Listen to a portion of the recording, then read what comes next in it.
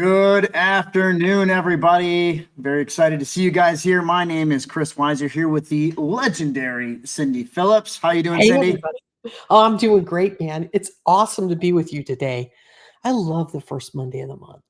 Yeah, it's pretty exciting. I can't believe we're in 2024. But I remember back. I started my first company January of 2000. So this is my 24th, coming up on my 25th anniversary of being in business. So that's kind of exciting. But yeah, 2024, brand new year, some brand new content for you guys today. Anything you want to say before I start getting rolling, Cindy? No, I'm like, let's roll. Let's have a good time. All right, cool. We have just so you guys are here. We are doing a live simulcast here. I have stuff popping up on my screen. I got to put my teams on DND. I forgot to do that. Let's do that. DND. There we go. Got stuff popping up on my screen. We have about 5 different simulcast locations we are on today. So we're live in our webinar room. This is StreamYard. We're going to have some prizes that we're going to be giving out to our people that are dedicated on the webinar with us, specifically you guys that have registered and you're live on our webinar room. So if you are watching on the rest of our locations, which we are live on, I think 2 different Facebook groups, our IT and MSP business owners group, also live on our $1 million and larger MSP business owners group, also live on our 7-figure MSP Facebook page and LinkedIn and YouTube channels. So live across the world right now. Super pumped about that. But if you want to win prizes, you can go to strategy.7figuremsp.com and still sign up and get in here. You do have to be present to win, and you have to stay all the way to the end. So that's kind of part of the deal. So okay, Cindy, so we got some awesome stuff. I'm going to share my screen up here, and then we're going to get rolling. Let me get that up here. Here we go. So you get Chris and Cindy in a window,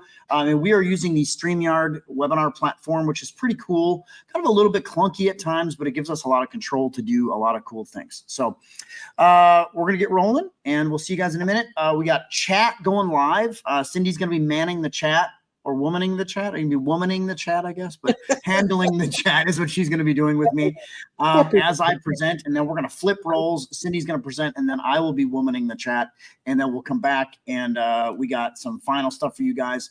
A couple things that I want you to think about. Please pay attention. I'm going to talk about that a little bit more as we go here. But our whole goal today is to give you a lot of content that you can actually take and use. So pay attention. If you got any questions, hit it in the chat. Cindy's going to ask you to participate. Cindy, if you could do me a favor, we got a couple people asking about Facebook group names in the chat here. If you could hit them back on that. He's looking for the $1 million MSP group name. If you could drop him the URL for that. And then I'm going to get rolling, and we'll see you guys in a minute here. I'm going to go into webinar presenter mode now, so it's kind of fun. All right, here we go. So my promise to you guys today, Cindy and Chris, we're going to give you the entire process for how to use what we call CSRAs, the Cybersecurity Risk Assessment, that can help you to evaluate your prospects and your existing clients. And even if you're a brand new MSP just starting out, these are strategies that you should be using. We're going to show you every step of the way how to add hundreds of dollars. Now, note, coming into our normal strategy calls, our discussions with MSPs around the world, the average that we see is around $68 per seat. Is what they're charging, the average. So we're going to show you how to add $100, $200, $300, whatever your currency is. The dollar value in your currency should be the same thing. We are doing our program and our methods around the world. This is working in the United States, in Canada, in South America, in South Africa, in Europe. This is doing in the UK. This is working in Australia, in New Zealand. All over the world, guys, this is working. In fact, Cindy, I was talking about one of our guys, Brett Gallant, this morning on our weekly onboarding call. And Brett is in Miramichi, New Brunswick, Canada. Far northeast in North America here, 18,000 person town, and he's averaging $300+ Canadian per seat in that tiny little town. So if he's doing it there, I promise you, you can do it anywhere. At the very least, we're going to give you baselines to show you how to add this across your service offering from top to bottom, okay? You're going to learn that entire sales process that Chris and Cindy and Ryan O'Hara and Lindsay Badillo, we use this to teach to all of our clients every single week in our 7-figure MSP coaching program. And we teach them how to do this and how to use CSRAs as your assessment method, and then drive those methods home to get high value, high ticket sales in every MSP market in the world. You're going to learn how to take those steps and then apply it to your existing MSP or brand new MSP to get 7-figure. Now, I know we have people come back to me and say, oh, Chris, I'm already a 7-figure MSP. Are you doing 7-figure deals, 7-figure weeks, 7-figure months, 7-figure quarters? It doesn't matter. The same concepts should apply. And what I'll tell you is the bigger your MSP is, the more this applies. Now, yes, I understand it's a little bit harder as you're a little smaller, just takes a little more effort, but the same concepts apply across the board. One of our most recent amazing success stories, Liam Benson. He's in Melbourne, Australia. Cindy, you know some amazing Liam stories. Liam just crushed it, hired his first employee. He's pushing 30K MRR just as a one-person shop in Melbourne, Australia, averaging $300+ Australian per seat per month. Right, Cindy, am I wrong on any of that? No, you're absolutely right. And what's incredibly cool is, a lot of people don't start at zero, Chris. But when you start at zero and you get up to 30K of MRR, there's nothing you can't do because you started at zero, right? Yep. And I think a lot of times we forget how pivotal that journey is from zero up. Really makes a big impact because you actually, it's funny, they talk about lottery winners and all that stuff and how they oftentimes blow the cash they get. It's the same concept if you're an MSP. So we just hand you a bunch of cash, probably going to blow it, but learning how to go from zero is a big factor. A couple things for you guys today. If you stay until the end with me, we're going to be giving away multiple prizes. One winner is going to get a $250 Amazon gift card. It could be PayPal cash or something like that if you guys want it to, if you're outside of the States. But a $250 gift card, and then another winner is going to win a $100 US gift card as well. Typically Amazon, but we're open to be flexible on that if you have to, but you have to stay until the end. And everyone on this webcast has the opportunity to win their own $50 Amazon gift card or gift card, whatever currency you want, but you have to stay with me and Cindy until the end. Also, a couple quick things before I get rolling. Please pay attention. That means no tickets. I know you guys are MSPs. I was an MSP before as well. So no tickets, no client calls. Cindy, how many times are we on calls where we see guys like this and they're like, you're on a call and you see them like this. You're like, put the damn thing away. Okay, just for an hour. Give us some time. I know you got stuff and we got distractions and we got all these other things coming up in front of us. But if you're serious about changing your business, serious about changing your life, give me and Cindy 60 to 90 minutes. We're not mean people. I'm mean. Cindy's nice. We'll just say, or maybe it's Cindy's mean and I'm nice. I don't know. One of the two. But we're here to help you guys, and we want to see you succeed, and we want to see you like really come out of this making 2024 your best year ever. And for you guys that think that somebody just sent me a message that said this is a recording. It is 3:08 p.m. Central Time, Monday, January 8th. And you can see it on my watch right there, okay? Oh my God, somebody thinks that this is a recording? Yeah. Oh, wait, I got to show you. It is what it is. Look, there's Cindy too. Is that your, we got the same Apple Watch Ultra going on. Oh, yeah. Oh my God. You can see my ring right here. So yeah, this is live, guys. This is really live stuff. So, yeah, okay. Also, special bonus. This is something we released in, I think it was November of 2023. Special bonus, you guys. I'm going to have a link directly to this. This is a PDF. This is not some opt-in page. It's directly to a PDF, but it's our ultimate CSRA guide. And it's basically a whole concept of how to execute a comprehensive cybersecurity risk assessment, the 7-figure MSP way. So we're going to give you that at the end. There's a link to that, and it's a special gift from me and Cindy. Cindy just crushed building this, and then I just made it look pretty is all I did. So it's amazing. So you guys get that at the end. If you don't know me, my name's Chris Weiser. I was an MSP owner from 2004. I was a retail computer store owner from 2000 to 2004. And then from 2004 until 2015, I was an MSP owner in the Milwaukee, Wisconsin, in the United States market. That's about an hour and a half, 2 hours north of Chicago, for you guys that don't know where that is. But not a huge market, not a huge town.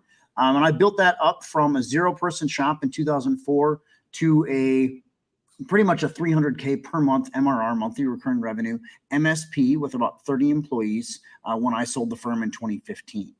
And now what I've done is I've built a coaching firm called 7-Figure MSP, which is what we're as part of here. Cindy's been with me just over 4 years now. I sold my MSP in 2015, and we have now built a coaching program built on teaching you guys how to make money as MSPs. And, you know, Cindy, you say we've had a tremendous track record, a tremendous run of success in the last 4 years together here. And we just getting started, girl, right? Oh my God. It's super fun because it works, right? We've all done things that don't work. This works. Yep, it's very, very exciting for us. So if you guys that are live with us have any questions, we're looking across all the channels in the chat. So you guys are welcome to type stuff in the chat. We can write back to you. Cindy can't write back on the multiple platforms, but Cindy can write back on the webinar platform. And if you want to win the prizes, you got to be live on the webinar platform with us. So coming back to this, speaking of seeing me and Cindy and Lindsay and Ryan and our whole team on stage, we have our next live event called Crush Your MRR Goals in 2024. This is live in Phoenix, Arizona. It's February 13th, 14th, and 15th. I got a couple cool things for you guys today. First of all, we're going to have Mike Michalowicz, wrote the book Profit First. He's going to be there live with us. He's actually on the pre-day on the 13th. One of his Profit First coaches is going to be with us for a full half-day training session on financial side of Profit First. And then Mike is going to present on Wednesday, the full day, first full day. I'm going to be presenting, Cindy's going to be presenting, and Mike Michalowicz are going to be presenting all live on stage, talking through the Profit First for MSPs, and they're doing a live workshop there. And Michael, that's Mike if you don't know him. Oh, and if you're not coming to Phoenix, we'd love to have you. But his book, Pumpkin Plan, amazing. Book, Profit First, amazing. Brand new book, All In, also amazing. So really good stuff. And then we also have a special deal for you guys. This is brand new. Cindy, I don't know if you saw this in the staff chat last week, but we have the amazing, which I didn't come up with this. Amanda, our head of marketing, came up with this, but it's called the Wiser Bar, similar to the Wonka Bar. But if you register at drawing.sevenfiguremsp.com, you're going to get shipped your own Wiser Bar. And then you get a golden ticket in there. You bring that golden ticket to the live event in Phoenix. One person's going to get $2,500 cash. I'm literally going to have cash that I'm handing out. We're going to have Cindy's going to have to be my security guard. So we're going to have cash that we hand out. The second person is going to win $1,000 cash, and another person is going to win $500 cash. So we're giving out literally $4,000 in cash at the live event. 3 golden tickets are going to be 3 winners. We're literally going to draw them, and it's only from the people that are there. So please try and come to that. We'd love to see you in Phoenix. Our live events are honestly amazing. We had Jordan Belfort at the last one that we were at in Fort Lauderdale. Really, really good time. Cindy, you were amazing on stage. It's really cool stuff. So drawing.sevenfiguremsp.com to register and get your own golden ticket. That'll be how you do that. So also, you can either do that on the drawing, and I think your promo code to sign up for that is golden. The promo code's golden ticket. I forgot to put that in there. So you can register for that, and you can. Would love to see you guys there. So, okay. So I'm here to show you a couple different things. First of all, we're going to walk through how to do our whole CSRA process today. But personally, I'm here to show you, I didn't have a single certification, didn't have a single, I think I had 6 months of college education and I dropped out, but you don't need all this technical expertise and all these certificates to build and run a 7- and 8-figure business. I'm running an 8-figure business now, very fortunate, but I have an amazing team around me, but I have no college degrees, no formal certifications, none of that stuff. So how did I manage to do that? How did I get to this point? It's not because I'm like some inherently super smart guy. I'm actually, Cindy, I'm like, would you say probably one of the dumber guys you know? I think it's pretty accurate with it. But I do it by focusing the right time in the right areas, and then I focus on those executing the tasks that I need to succeed. So we're going to be mapping a lot of that stuff out for you guys today. And I want to ask you guys a questions. Throw me some stuff in the chat if you're live with us, and I want you to think about this. This can be comments on Facebook or LinkedIn or YouTube, or chat with us live here on the webinar. But think about where you're at in your MSP right now. It's January 2024. You know you need to move from a traditional MSP, your traditional break-fix MSP, or even your traditional delivering help desk and managed services MSP, selling tech support, and you know that you have to start thinking about selling cybersecurity or leading with cybersecurity, but you don't know how to do it. That's a big factor. Throw a yes for me in the chat on that if you can, please. This is me, etc. That's the stuff that I want you guys to think about. Does that sound like you? And I got a really good comment here from Anthony. I'm going to put this in here because I think, I don't know, this might be relevant to me. Being smart is not a prerequisite for business success. Systems and consistency count for more. Spot on, Anthony. I love it. Getting some good comments here. Alan Decker says, yes, that's me. Facebook user, can't see who you are, but we got you there. This is me. Another one, Anthony Coleman. This shows you guys that we're live here. Some of you guys are watching here live. Here's Ralph Alves. I know someone like that. LOL me. But my point to this whole being, here's another one here coming from Brian. So we're going to show you how to do that stuff here today, guys. Okay. So next step as we go here. Does this sound like you? You have clients on legacy agreements. This is really important, or maybe even handshake deals. Cindy, how many of these MSPs that we work with have either crappy agreements, Frankenstein agreements from like 7 different websites and Reddit and all this stuff where they have them all jammed together and it's like a piecemeal of mess, right? Or they have handshake deals and you have no idea how to get clients to sign new ones. Oh, but Chris, why would I need to worry about that?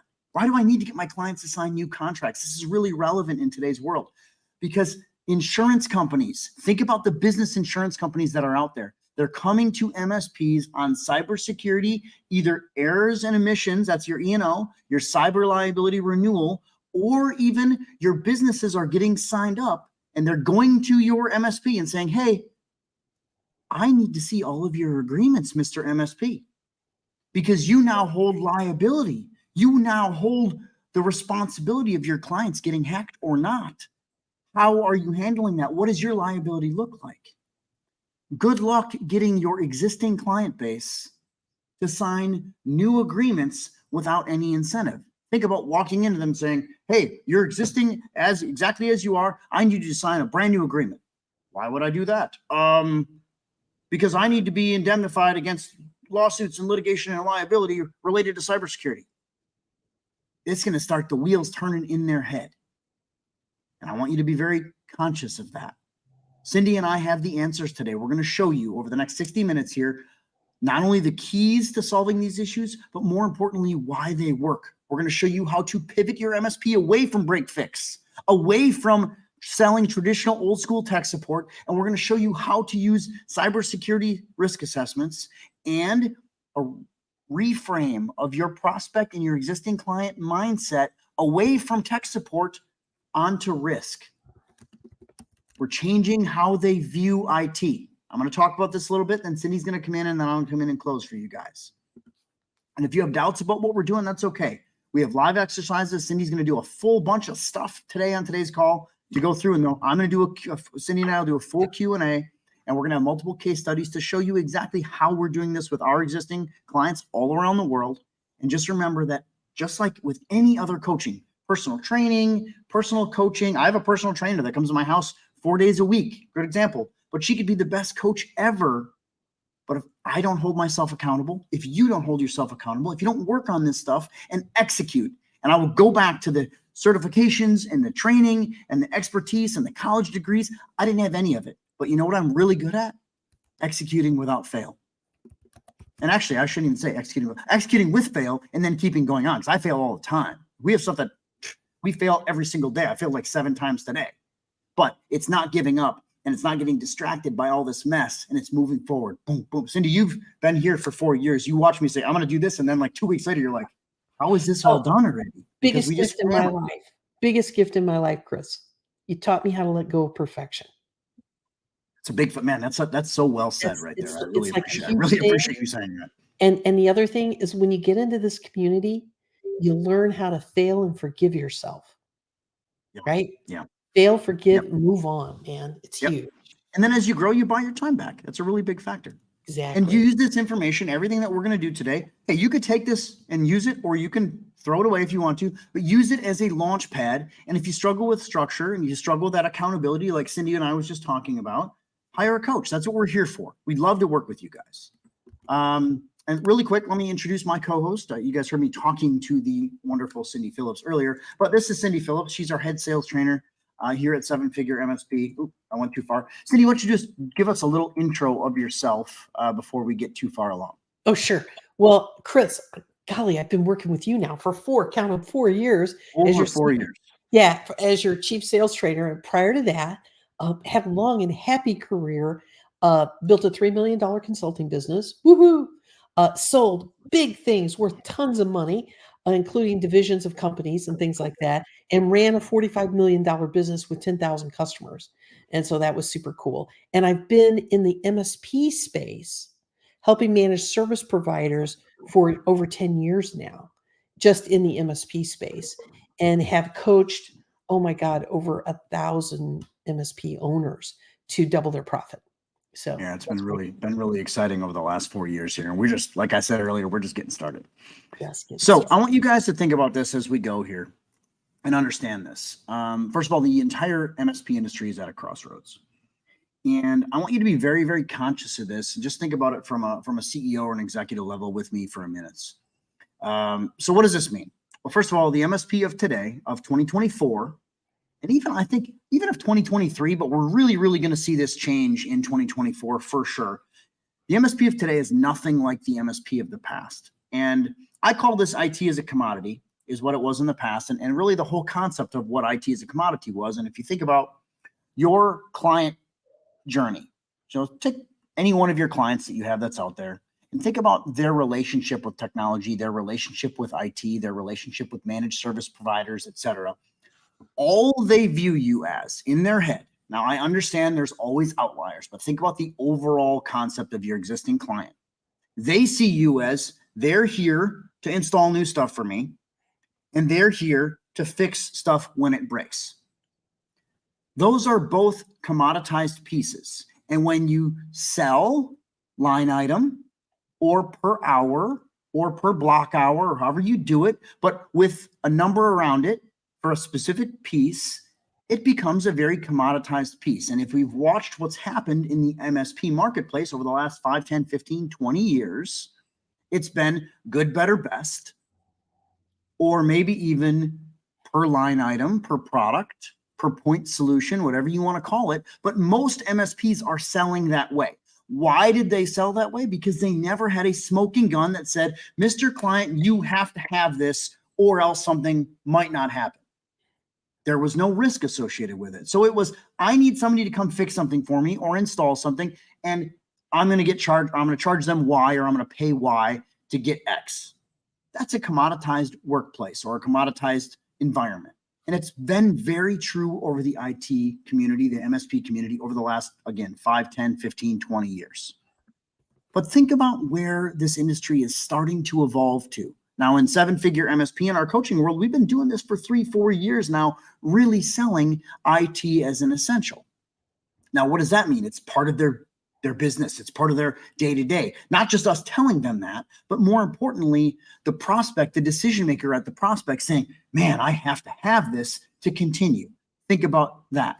Finance, accounting, healthcare for their clients, healthcare for their employees. Those are things that they have to have, or maybe operational things that they have to function in their business that they can't choose or be picky on, because they have to have it. It is an IT, it is an essential part of their business. We're starting to get there and in fact, I fully believe we are there in MSP land now. So I want you to think about, so what happened? What drove this transformation? What's driving this transformation on the fly here? And I want you to be very, kind of sit there and reflect on this. Maybe close your eyes, sit back and just listen to the sound of my voice, right? But think about what has happened. First of all, cyber attacks are way up.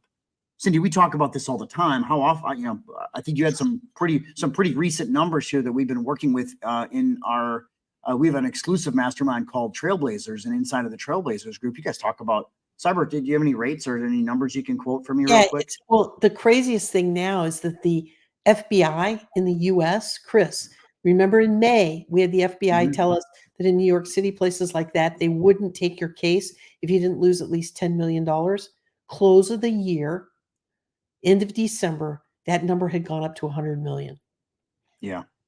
That's just insane, right? It's crazy. And the amount of attacks is just, it's going way up. Skyrocketing. And I think what scares me is actually that's just the amount of reported attacks, right? You think about how many companies are out there just not reporting. It's mind-blowing. Well, that's going to change. It's definitely changing, because you're seeing insurance companies start to come in and start to evolve this, and you're also seeing legislation comes in. So for you guys as MSP owners, success in your business now is much more about it's much more than just being a good IT guy. If you think back to that IT as a commodity that it was, you could be a really good tech, and that was all that really mattered.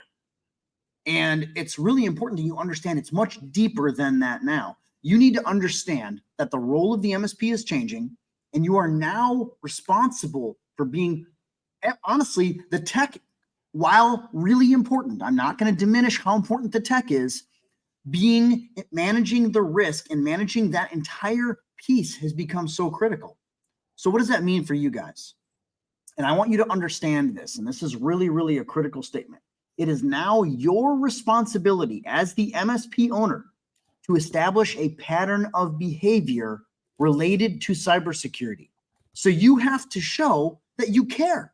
You have to show that you told the client, Mr. Client, you have to care about cybersecurity or else. Here's why. And this is really important stuff that you guys have to ingrain in your head, and it has to come all the way across to the client. Can any IT firm prevent all hacks? Throw that me in the chat, guys. Can you guys prevent all hacks? Can anybody on this webcast, watching live with us on the webinar, watching live with us around the world on our simulcast, and I'm going to scroll over to my chat here, can anybody prevent all hacks? Just had a big comment from Mike here that said, that's even 3 O's on there. No. And we got a lot of these guys coming in here and saying, no, everybody knows. And I'm not trying to mock the IT industry in any way, but it has nothing to do with that. I have people come, stop making fun of the IT. This has nothing to do with this. This has to do with no IT can prevent it all. 0 days. It has to do with the reality of the marketplace that we sit in right now. We have to understand that. So we know that we can't prevent all hacks. We also know that our clients, the MSP client, is going to have a breach.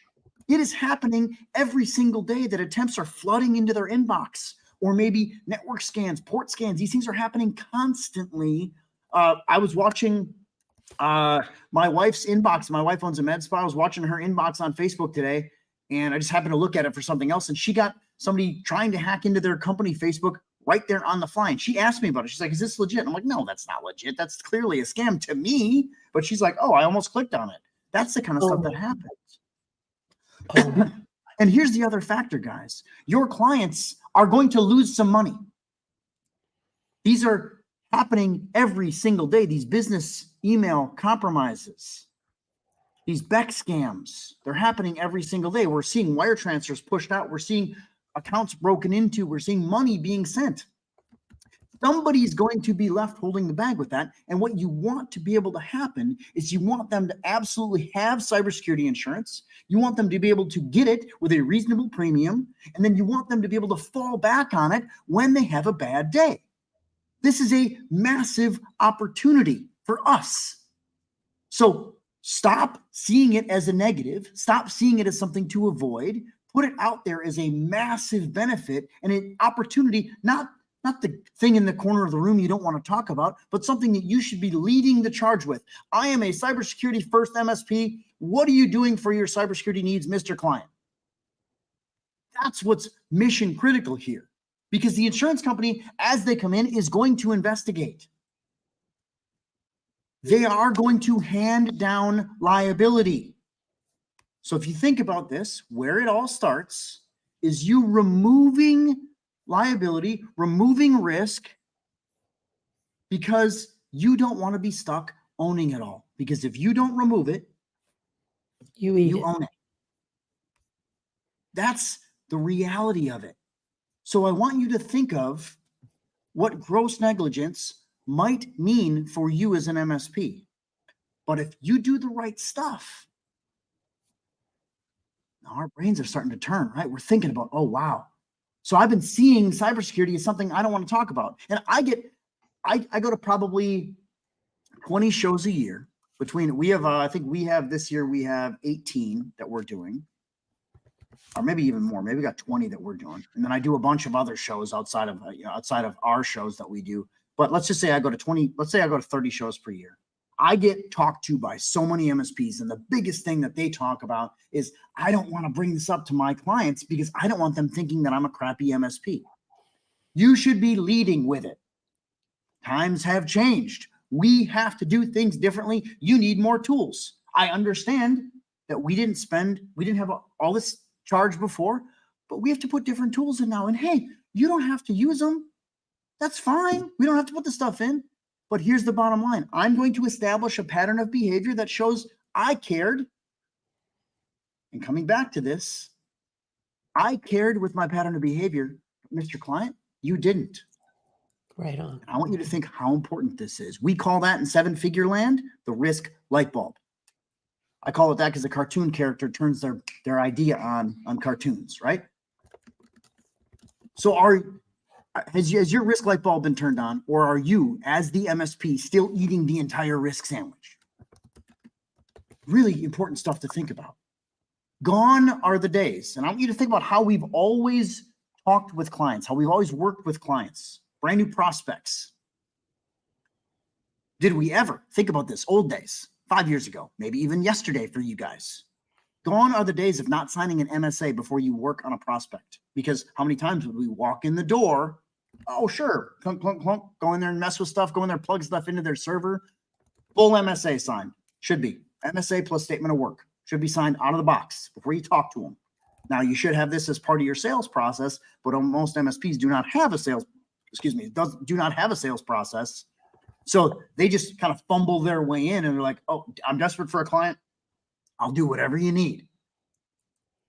Gone are the days of also not doing a full-blown diagnose before you prescribe risk assessment. So MSA, statement of work first, risk assessment second. Cindy's going to dive into this a little bit more, but also gone are the days of not delivering a full cyber stack. Now, I understand many of you are honestly pretty good shape in terms of having a decent cyber stack. I understand that. But where does it come across with your existing client? Are you getting the right profit margin for it? Are you delivering the messages the right way? Because how are you going to refute a charge of gross negligence? Think about that pattern of behavior, that pattern of cybersecurity management, that pattern of support that we're showing. We have to be able to show due diligence to any insurance company that comes knocking, to any auditor that comes knocking, to any legislative body that comes knocking, because I'm telling you guys, that is coming down the pike. Period, that is. So how would you refute a charge of gross negligence? But more importantly, as you hand this over to your client, think about them refuting a charge of gross negligence. I used Cindy on this morning's onboarding call. We were talking about this a little bit, and I used the scenario of this, every industry in the world is doing this already. And somebody was like, what do you mean? I said, well, think about this. If you're driving and you get pulled over for drunk driving, what happens to your, let's just say you get an offender bender or whatever, drunk driving, drinking while driving. What happens to your insurance coverage? Gone. Zero. Because you have now been negligent and you've been found negligent. Think about how that relates to everything that we're talking about related to cybersecurity, cybersecurity coverage, hacking, all these things, because the hack is going to happen. So you guys have to be able to tell your client, okay, we can fall back on insurance. It's not your job to clean up the mess anymore. Really key stuff. There is a shared bond of competence, but you have to embrace that and you have to reframe how you sell. So think about that IT as a commodity and how you sold that way. Point solutions, individual products, even the good, better, best methods, letting your client dictate the path, letting your client dictate the path of sales and support. And you have to reframe how you sell. We have to lead the client to a place where in their brain, they absolutely, without question, as they sit there at the table, they say to themselves, I have to have this. So how does seven-figure MSP magically go into all these companies, all these MSPs around the world? How are we able to do this and get $300, $400, $500 per seat, where walking out the door as an MSP selling at $70 a seat? We create need. That's purely what it is. We use cybersecurity risk assessments to make the prospect believe. Now, this isn't like pulling wool over their eyes of crap. They really need it. Every single IT guy in here says, I can't prevent all hacks. So they absolutely need these services. And at the very least, the client needs to be able to establish that pattern of behavior, that yellow brick road, to show I cared. This is what I was doing for all this time. And I got hacked, because we know what's going to happen, but we have to show that we cared enough to do something and talk to our prospects about it. See what I'm getting at here? This is really critical stuff, and it's here That this, Cindy calls this thing here head trash. All this talking ourselves out of the price, talking ourselves out of, oh, they're not going to want this.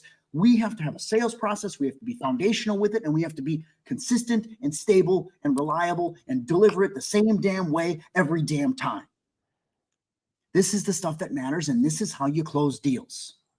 And how do you create that need? You have to put the stuff in front of them. So you create a cybersecurity risk assessment. You do all the stuff and give them the results. Here's what I found on your network. Boom. Not techie crap that doesn't matter. We don't need 5,000 RAM addresses. I don't need to know how big their hard drives are. I need to know there was plain text passwords in your browser from your CFO or your controller or whatever. So, Cindy, we talked about this last week. We have to know the networks as well or better than the hackers do. Right. Because I can't. Go ahead. I'm sorry. The deal is this.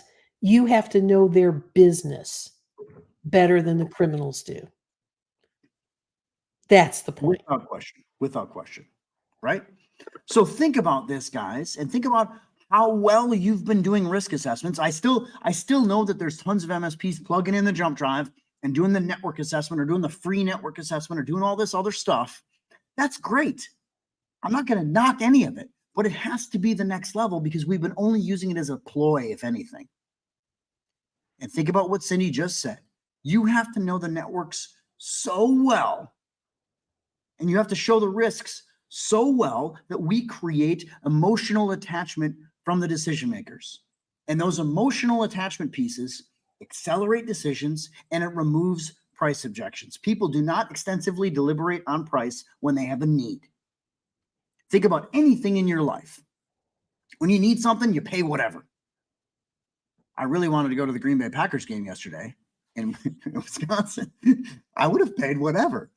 That's the concept we're getting at here, okay?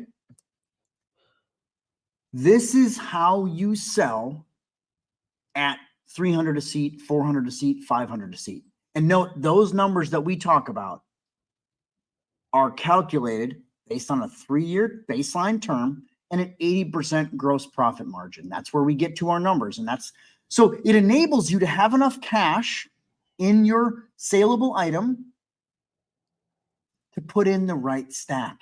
Not the good, not the better, but the best. That's what matters now. You have to put in the best. And if they decline it, that's fine. But you have to be able to say, look, I tried. I showed you a risk assessment. I presented you this. You declined it. I even gave you a letter, which we have in our coaching program, by the way. I even gave you a letter that said, I'm recommending you have all this stuff. You declined it. So here's how I'm going to manage your incidents when they happen. Establishing that pattern of behavior. So they don't have to say yes, but you surely better not just back down and let them walk over the top of you when they don't. It's called a sales process and objection handling. Okay. Cindy, we're going to try this out. Cindy's sharing on her side. Okay, so all I have to do is get my cursor in the right place. I already switched you over. You are Go golden, with lady. Man. All right, here we go. Let's see how it works. Oh, look at that. You'd think we've done this before. All right, so here's the deal. I want to focus on the why. I want to focus on why things have changed. Things have changed, and cybersecurity is the wedge issue. I spent my whole life waiting for a true wedge issue to hit it at the right moment, and cybersecurity is it. So it's 2024. So what does that mean to you? What does it mean for it to be 2024 right now? Number one, it means cybersecurity risk is here to stay. Chris talked a minute or two ago about numbers that we use. I remember what they are now. So right now today, the criminals are taking somewhere between $8 and $10 trillion a year out of the global economy. The global economy is $105 trillion. So let's just make the math easy. If they're taking 8 trillion out of a $105 trillion economy, they're swiping 7.6% out of every dollar, out of every transaction. Boom, they're just pulling it out off the top. I want you to imagine 8% coming off the top of everything you buy. You want to know why we have inflation? Right there. There's part of the problem. Is that number going up or down? it's going up. The criminals are massively outperforming on quota. It's going up and there's no end in sight, right?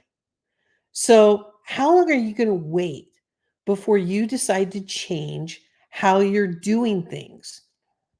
Because we're never going back to the way it used to be. It is fundamentally so different now. You can't get back to IT as a commodity if you recognize exactly how the world is working today. So we're never going back. So the only way forward is to recognize what's really going on. And you get there by asking this one simple question. How many of your clients will be breached? How many of them will be breached? Now, I'm not saying it's through any fault of your own.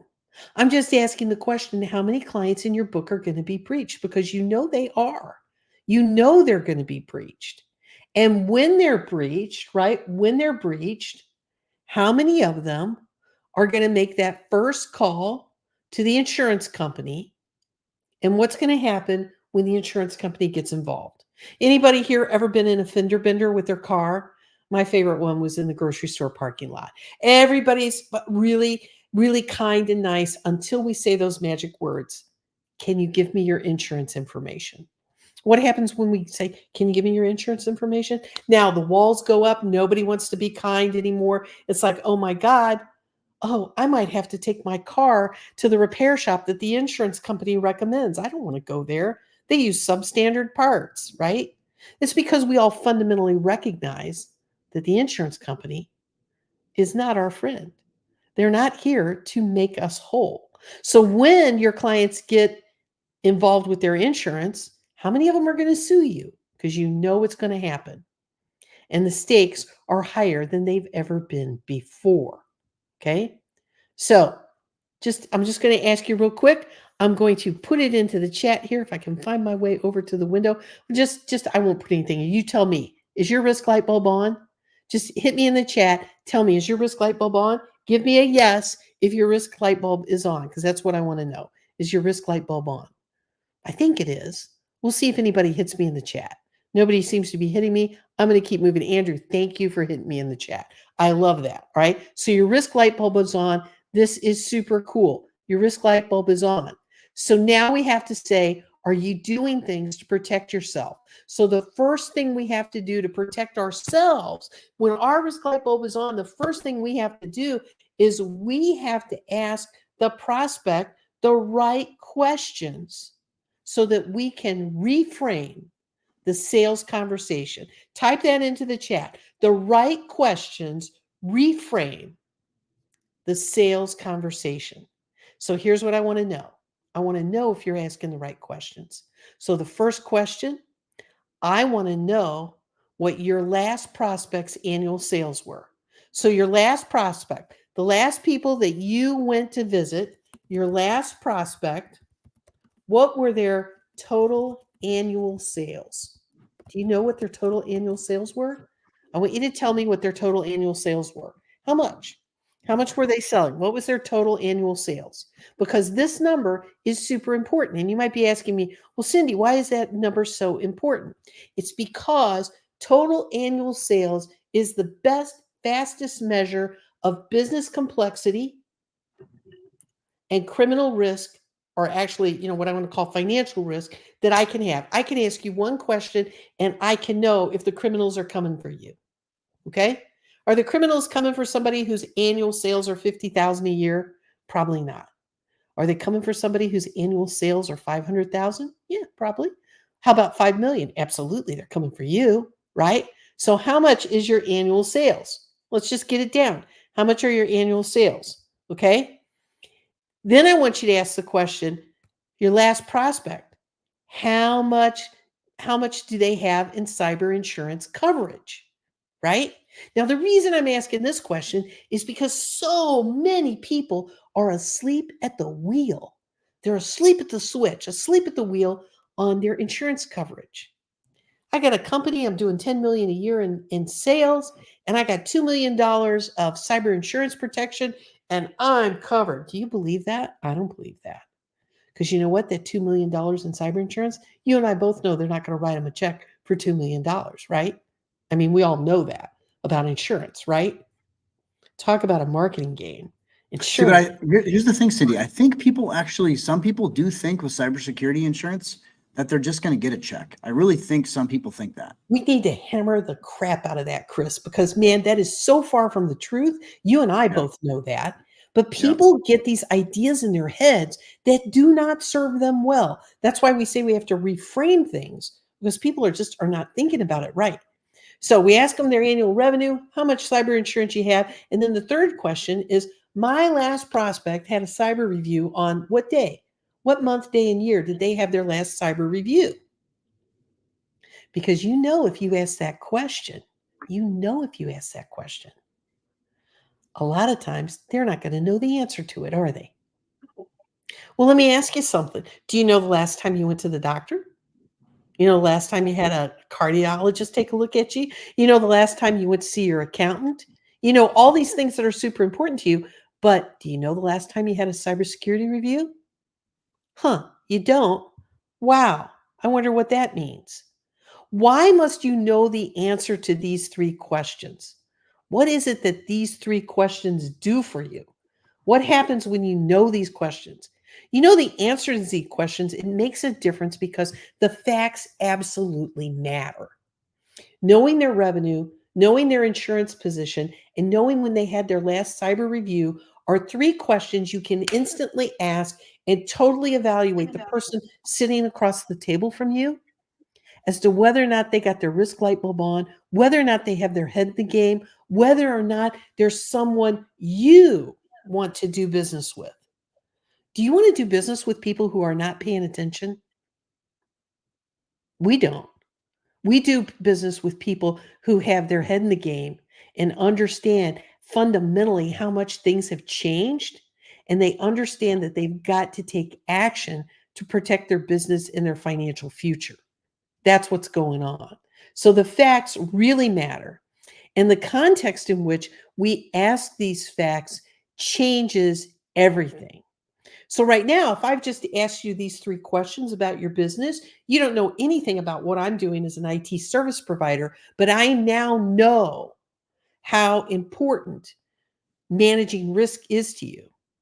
So if I go to someone and they tell me their annual sales and they don't have cyber insurance and they've never had a security review, what are the odds that they're going to try to buy service on price?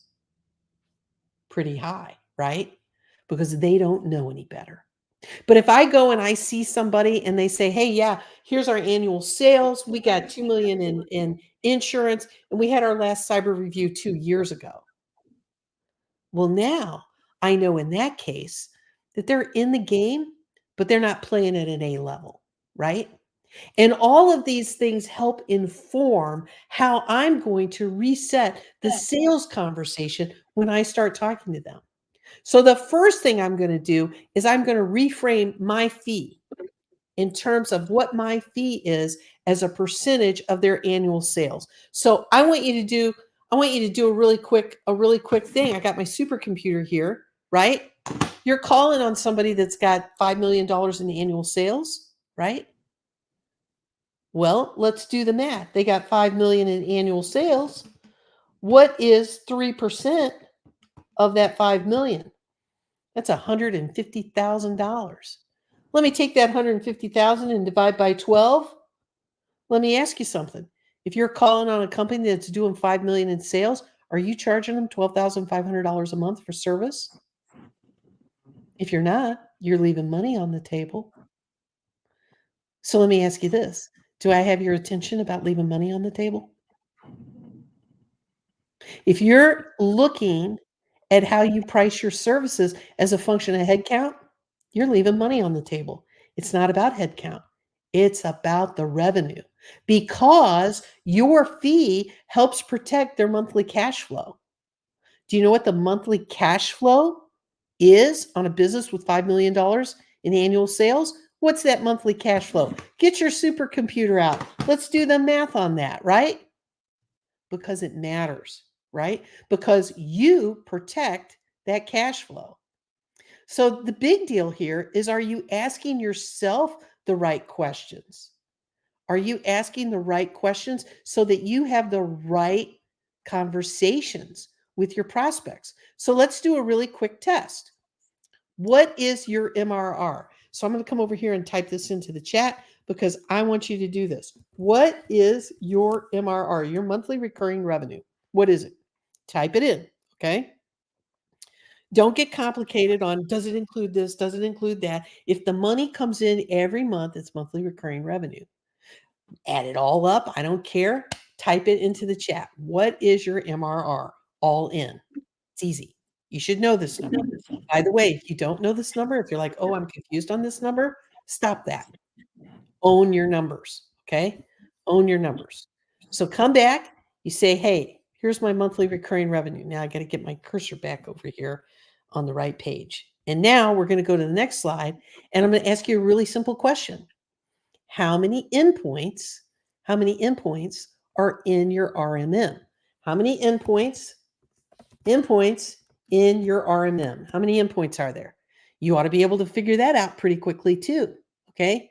And now that you know your monthly recurring revenue and you know how many endpoints you have, you know where I'm going with this, right? We're going to do some advanced math.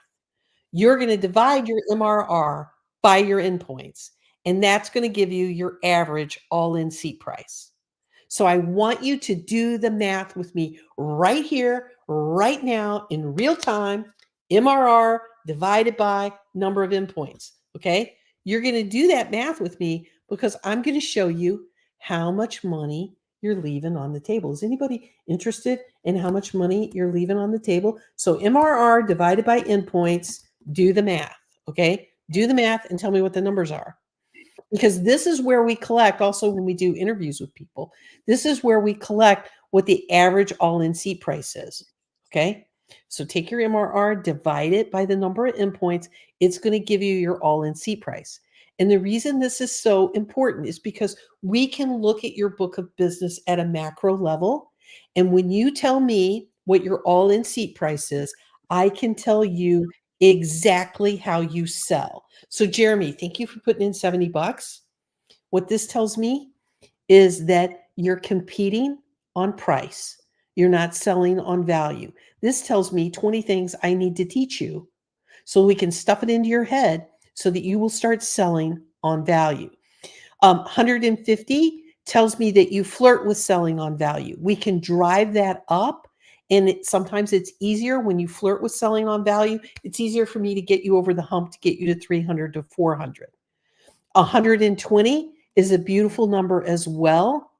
We can definitely add this up. I mean, move this up, okay? So you want to move this up. We want to move this up because when we move this up, all of a sudden, magical things start happening in your book of business, okay? So you put your all-in seat price into the chat. So the next step is we got to take your total number of endpoints, right? And I got an error on this slide, but I want you to take your total number of endpoints and divide by multiply by 100 and then divide by 2. So there's no error. You got it right. Yeah, I got it right. I changed the slide so you know my pattern has to change a little bit. So take your total number of endpoints and multiply it by 100 and then divide by 2. Okay? And I'm going to put this into the chat because I want to be able to see where this shows up in the chat. But here's what we're doing. We are calculating your sales upgrade goal. Okay? Now, I like everybody to have a sales upgrade goal. So take your number of endpoints, multiply them by 100 and then divide by 2. Okay, multiply by 100 and then divide by 2.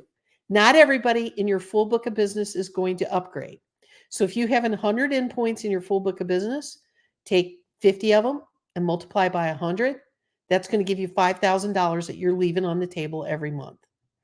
I want to talk to my dear friends on this call right now who have a honking big book of business.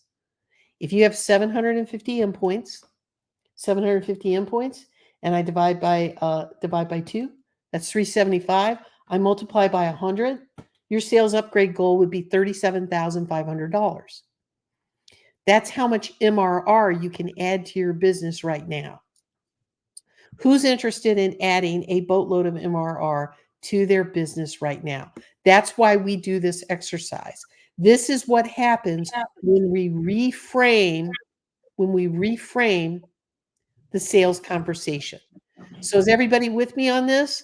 To get your sales upgrade goal, okay? Yeah, there you go. JJ's got it. Way to go. JJ nailed it there. Put that in there so that you'll know how much money you're leaving on the table every single month, okay? So if you're definitely in, thank you, Anthony, for being definitely in. This is why we have the conversation about the simple facts, because that's how much MRR you can get when you run the play and follow the process. Okay, run the play. I love baseball. I think about this like batting practice. You have to get in the batter's box and you have to do the same thing every time to make contact with the people that we're talking to. Cindy, look at some of these numbers coming in here. So we got Steven with 33,000 is your upgrade goal, Steven. If you actually did this the way that we're telling you, that's what you should see in your first 6 months. Now wait, let's go crazy. Let's go to crazy town, Chris. 33,000 in MRR. Take that 33,000. You do that for 12 months in a row. You're going to boost up your revenue by $396,000 over a 12-month rolling 12. And note, guys, this is just going back to your existing clients and selling to them, right? Not even selling the right way to new prospects. Here's another one from Perfection, 44,500. Jason Watts, I believe Jason Watts, if that's the same Jason that I know is in Australia as well, 60K. Oh, cool. Bamasan, 76,000. Jeremy, 65,000. We got to go get this 57,000. 67K. So you guys are understanding what we're talking about here. Look at all the money left on the table. This is like blowing my mind. We got to go get this money, right? Yeah. We just got to go get it, because when you start doing this month after month after month, 12, 18 months from now, this is life changing to your business, because cash flow solves all problems. And all of a sudden you have money to invest in marketing programs. You have money to invest in events. You've got money to invest in training your team. There's just a ton of things you can do when you have this kind of money, right? So you've got to be asking yourself the right question. And the biggest question you've got to ask is, does the prospect qualify to be my client? Go follow the money. My minimum deal is this much money. Now, inside the program, we joke around and we call this my get out of bed number. But here's the deal. You only have time and energy to work with a finite number of clients. So why are you chasing crap deals? You need to set a minimum deal size, okay? And you just need to claim what it is. My minimum deal is this much a month in monthly recurring revenue. I've worked with people who've taken their monthly recurring, their minimum deal size from $300 a month, don't laugh, $300 a month, up to $3,000 a month. What happens when you make a 10x improvement in what your minimum deal size is? You can imagine what happens to the business. How many of you have a minimum deal size? Most people don't. But you need a minimum deal size, and you need to ask the question, does this deal that's on the table meet my financial requirements? Is this deal going to work for me? How many of you ask the question, will this deal work for me? Do you have a minimum deal gross margin set, right? First of all, I won't get out of bed for less than $5,000 a month, and my minimum deal margin, gross margin, is 70%. We recommend 80, but not everybody does that. But you've got to have a minimum deal gross margin so your sales and general administration expenses come out and you can still have best-in-class net profit. Then the next question you've got to ask yourself is this, and it's super important. Did I follow all the steps prior to presenting the deal? Okay, now here's why this is so important.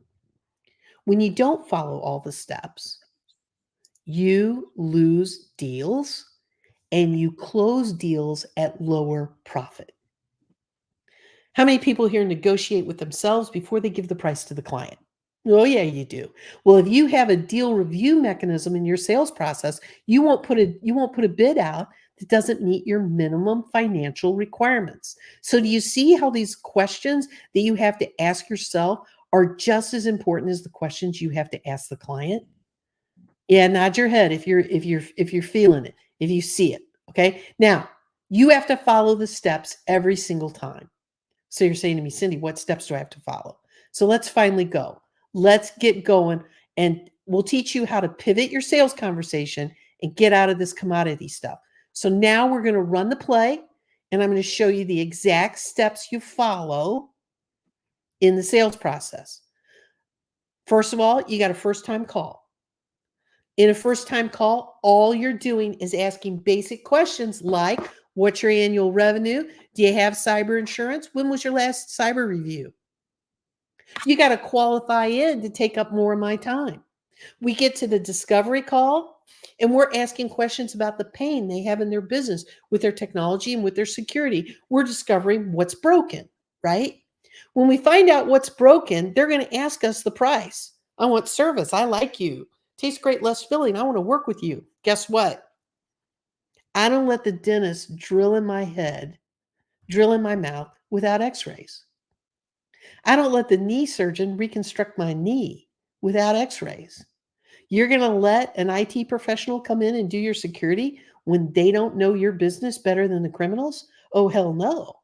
I am going to have a comprehensive cybersecurity risk assessment, and I'm going to come back to you with your gaps, and we're going to have a risk management conversation. And when we have that risk management conversation, I am going to be deciding whether or not we are right for each other. You'll be making that decision for yourself, but I'm going to make that decision for myself as well. And if there is a meeting of the minds, then we'll move forward to onboarding. We'll show how much we're dedicated when we onboard you, but then we'll have a 30-day review, and we'll confirm that we're actually on the same page. We're together. We may even ask you to make a short video about it. And then we're going to do quarterly security reviews. Why are we going to do quarterly security reviews? Because security is what matters most. Okay, so yes, Anthony, we do these things remote all the time. We got a guy who ran his business up from, I think it was 15K in MRR to 155K doing all remote deals. It was a beautiful thing. There's what, 15 states, 14, 15 states in the United He States. picked an industry vertical. He owned that vertical. He knows that vertical. He speaks their language. And the funny thing is, the more successful people you talk to, the more they're willing to do things remotely, because they understand that when you climb on a plane or hop in the car, you're not being efficient with your time. Yeah. So yes, we do that. And if there's anything that was a really good positive coming out of the pandemic, oh yeah, people are like fine with it. It's the MSP side that's like, oh, I got to see this stuff in person. exactly. And I will tell you, my entire company, and I understand we're not an MSP delivery company at this point, but my entire company, we are 100% remote. My clients are remote. My staff is remote. I'm sitting here in Austin, Texas in my office, and see how busy we are because everybody's remote. So it works. You can do it. It's just here. Yeah. The beautiful thing about going remote is that there's not anyone in the world that you can't connect with, that you can't talk to. And so when you look at it that way, you start asking different questions. Now, when it comes into doing a cybersecurity risk assessment, I want to be very clear about this for all my pointy-headed, nerdy folks that are on the call. I'm not doing something that's simple and light on purpose. I'm going to do a risk assessment that is comprehensive, and there's a reason for that. I want to learn how the prospect processes information, and I want to learn how the prospect makes decisions, and I want to learn who on the leadership and management team is responsible for leading the company in actuality, not just on an org chart. So the first thing I do is I have an executive sponsor meeting where I have the executive sponsor tell everybody in the organization, this cybersecurity risk assessment is job one for the next week or two. It's the most important thing we're doing, and here's why. And I believe in it, and I want your support and help.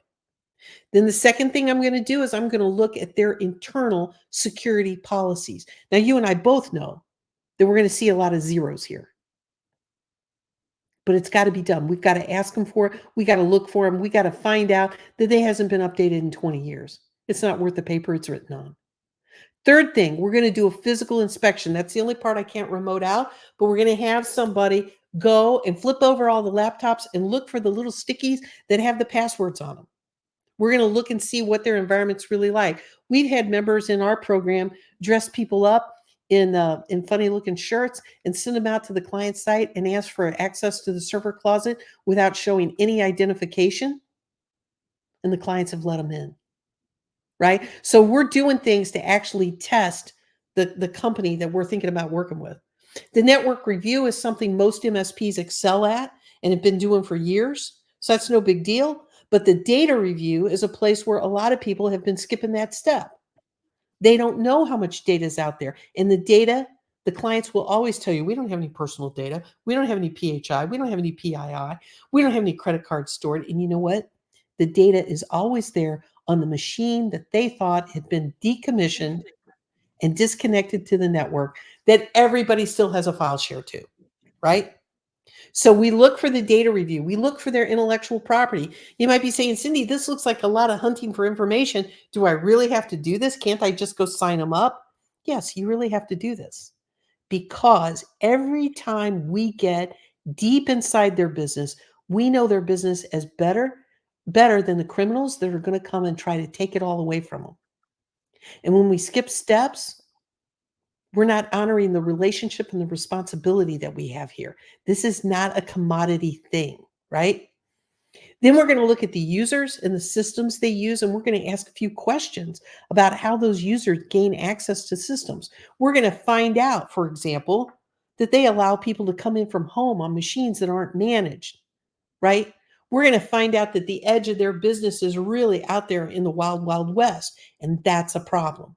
Then we're going to do the dark web research so we can ask the question, do the criminals know who you are? And then we're going to do a team behavior test so we can answer the question, hey, is your team going to help you or hurt you in all of this, right? And we're not going to skip steps. And then we're going to take this all into a conversation with the decision makers, and we're going to ask them, what do you want to do about this? How are you managing your risk? And we are going to lay the responsibility for the risk at the feet of the people who get the reward from the business. You're a service provider. You don't eat the risk because you don't get the reward.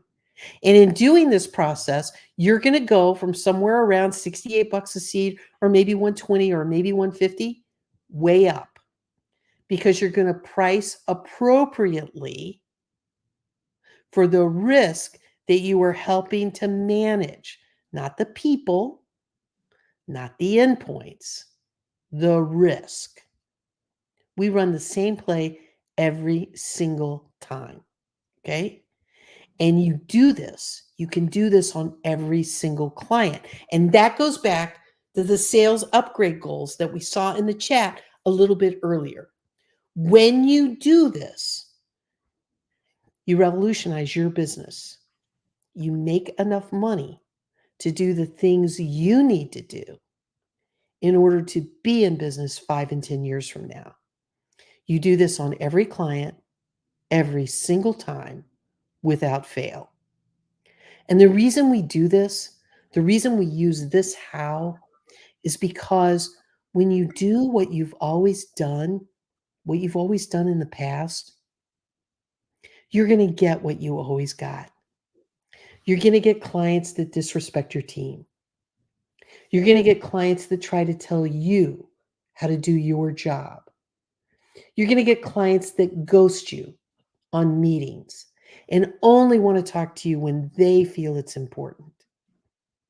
When you use the methodology we just laid out for you, everything changes. Chris, back to you. All right. So one thing, Cindy, I want to bounce back really quick, a couple slides here, because I just want to talk specifically about this. And one of the things that we actively talk about. So first of all, that $68 per seat number, that's the average that we see come into our strategy session. So we're going to talk about strategy sessions a little bit. That's the average we see. So we see the average MSP that comes in and they'd say they have whatever number of MRR divided by their number of endpoints. That's where we're at. And our goal is to get you basically over tripling what you're charging, selling an all-inclusive single seat stack.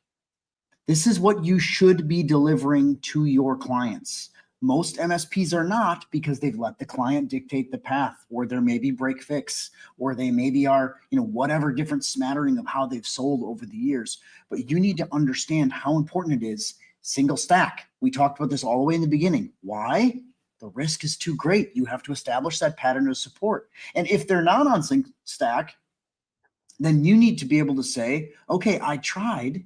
Here's the letter I gave them. Here's all the proof. Here's the pattern of support that I had, that yellow brick road behind me that I've been walking. So when they get breached, let's go back to the beginning of the conversation as well. When, not if, when they get breached in some capacity, you're not the one holding the bag. That's right. Right? So think about how important that stuff is. Cindy, great job. Amazing, amazing stuff.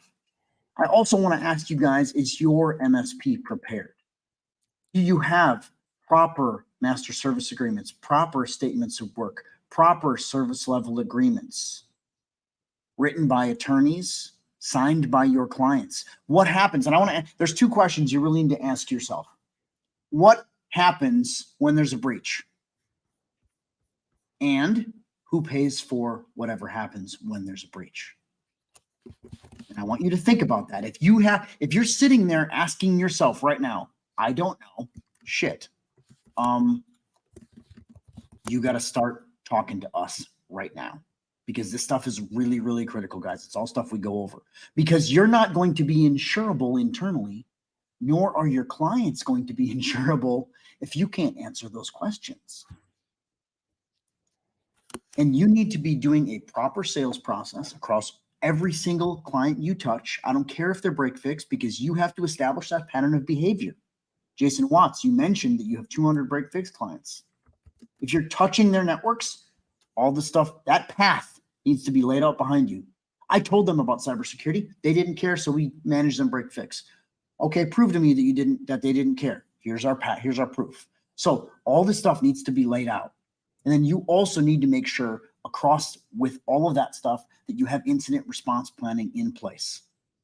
Here's what happens. Every single one of your clients should know what happens when there's a breach. Because I'm going to also give you guys a little bit of a tip on this. You think about how did MSPs clean up viruses? How do we clean up malware? How do we clean up all that stuff? Oh, we just cleaned it, right? Maybe a wipe and reload. You know what they're called now? Crime scene. And if you want to have insurance get paid out, if you want to have any type of legislative action or maybe compliance action, you can't touch it, guys. You are not incident response equipped. I'm going to go out on a limb and say 80% of MSPs think that they're incident response equipped. And then the second you start asking them, they're like, oh, no, I can't do that. I can't do that. I can't do that. You're not ready for that. Nor should you want to be. That's right. You don't even want to touch that stuff. Let the professionals come in. But you got to establish that pattern of behavior to get there. Otherwise, it's just like a crapshoot. That's really the reality of it. Okay. Moving past this, got a little bit of Q&A time for you guys. Cindy, great, amazing work as always. Let's just see if we got any questions. If you got questions for us, please feel free to put it in the chat. We'll answer this. We got a couple that have come up here. I'm going to ask this from a Facebook person here. I can't see who this is in terms of the name. But perhaps stupid question, but so after the security assessment and we give them the letter of what security measures does one put in place if I don't have a security team as of yet? So here's the thing I'll tell you guys. First of all, you should not be having a security team. You have one of the great things that this MSP industry has now is we have multiple partners that you can work with. All of these vendor partners, from Total to SpearTip to Continuum / ConnectWise to Kaseya to SpearTip, like there's all kinds of these companies, SaaS Alerts. I mean, I'm missing a bunch. There's a ton. They're all out there. You are not cybersecurity people, nor should you try and be. Partner with them. Highwire Networks, like all these guys that are out there, that's what they do. The MSP of 2024 is not equipped to build a security operations center. And if you're going to, it's going to be millions of dollars. So partner with them. They exhibit at our shows. They're amazing companies that are MSP and channel only. Partner with them. That's part of what you do. So coming back to that Facebook user, that's the stack. Now, Grant, what we do is we help you build that stack internally inside of our program. But bottom line, what you should be having, give you some baselines on this. EDR, second MFA, secondary threat protection, fully managed security operations center that you outsource, fully managed help desk provider that you outsourced. And really all you're doing is managing tickets and running projects. That's really what I would, if I was doing an MSP now, that's what I would be doing. Cindy, any feedback on that from you? Yeah, we want to think like we're the general contractor. We're the general contractor. We bring trusted partners into our environment. Yep. And there's Yep. a great question, Chris, in the chat about, hey, how much am I going to really keep if I increase what I'm offering? Is How this much the David profit- one? This one? This Yeah, one? exactly. Yep. Okay. Yep. And I think we need to talk about how we do our math on making money. Yeah. So, okay, a couple things that I'm going to tell you guys. First of all, our goal is to help you price out, excuse me, a lot of talking here, so my voice is dry, at an 80% gross profit margin. Cindy, you want to jump on some of that? Yeah. So basically what you do is you take the cost of all your software products that go into your offer.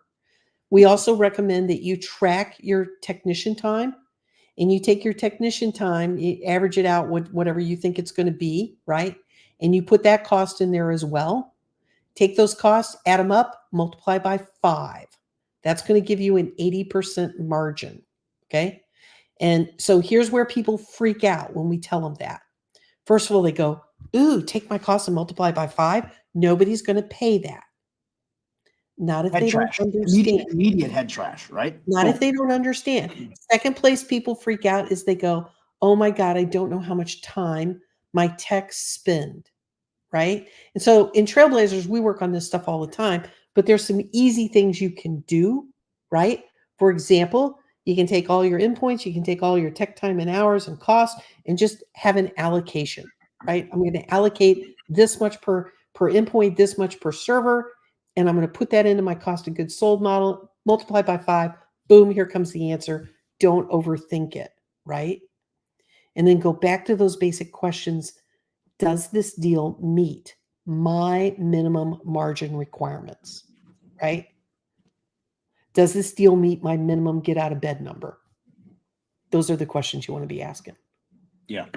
And here's the other thing I'll tell you guys. If you don't have the proper process in place, you can't even ask those questions because you're never going to get to you're just going to go around in circles a lot. So much of this comes from having consistent process that you hit on and having a plan and having a system that you can fall back on, because otherwise you're just, and I'm not going to say that you can't figure this all out on your own. You absolutely, I did. It just took me, we're 18 years out.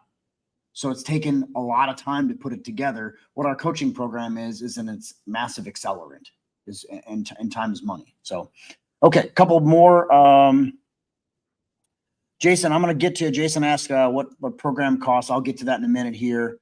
Really nice comment here from Jesse. You guys are such a big eye opener. Cindy, because you're better looking than me. It's probably you that he's looking at. Hey, I'm not going to say that, Chris. People have a thing for your charm. Here's a question from Mike. Would you do an assessment and show them the result rather than give them a PDF they can take to their current supplier? First of all, 100%. You never should really give a report like that. First of all, people don't care about that.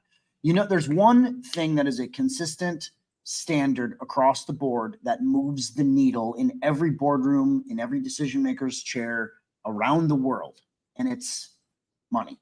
So if you show them potential risks with potential costs and potential issues, forget the tech crap. The tech crap does not move the needle. Showing them what their potential risks are in an easy to understand method is what matters. Cindy, any feedback on that one? Always follow the money. Always follow the money. Always follow the money, right? Yeah. Trying to get to some of these. I really like this comment you said, Cindy. You are not the incident response team. And that's a big mind shift. It's a big shift to go from this idea that you do it all, that you have to do everything. I can't talk to my client about cybersecurity because they already think I'm doing it and I'm not. That's the biggest piece of head trash we hear.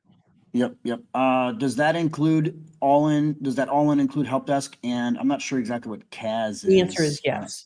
But yes, I mean, it effectively what it should be. Now, the $300 per seat, here's basically what should be included in the $300 per seat. Now, keep in mind, this is a ballpark and it is a common sense applies. Your mileage may vary type scenario, but it should include your basic managed services, all-inclusive help desk, all-inclusive on-site, managed with an SLA. I did this from 2008 on.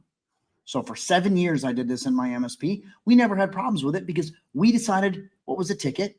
We decided how the tickets got determined, meaning we didn't touch anything if it didn't get initiated as a ticket. And then we decided whether we managed something remote or whether we rolled a truck. If you ask your clients every single time, roll the truck means dispatch, by the way.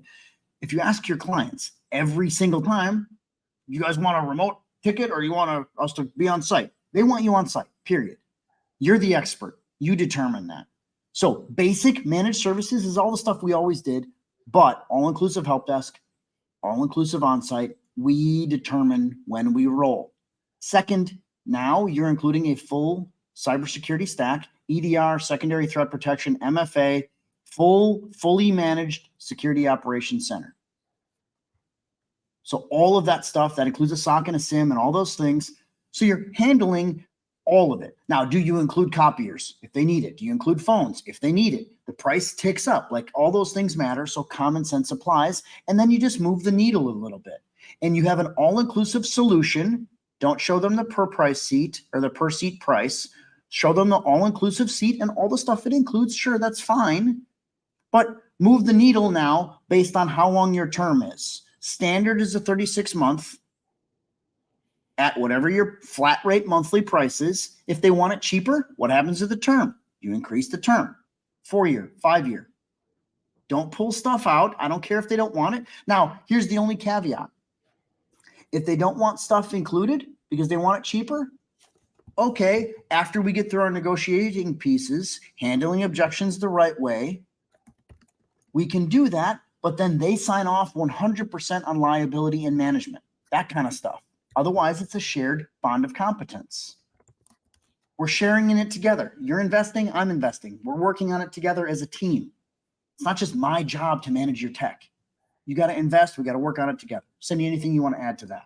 No, I mean, this is right on the money. And CAAS was compliance as a service.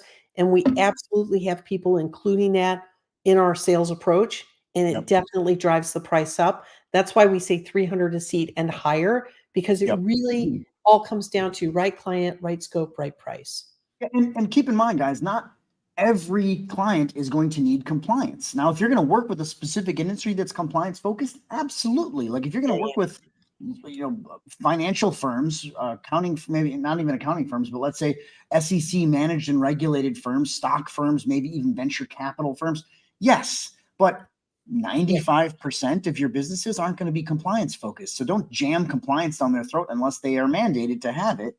Now, if they need it, absolutely. And sometimes their vendors need it. This is what you do as part of your actual professional services engagement. That is your security or your cybersecurity risk assessment. These are all things that are there. Okay, coming back to a couple more questions we have here. Great questions live, by the way. This is really nice. Thank you, Anthony. Very kind of you to say that. I really appreciate that. That's all Cindy. It's just not me. I just show up. My day. I just show up and look pretty. That's it. Let me see what else we got here. Somebody's calling me. Don't want that. Let's see what else we got here. Oh, so it was Edmund that said that. Hey, Edwin. Good to see you, buddy. Know him from the Facebook group. Just like the end user is outsourcing, the MSP should outsource the security portion. I would 100% do that. There's so many good options for you now.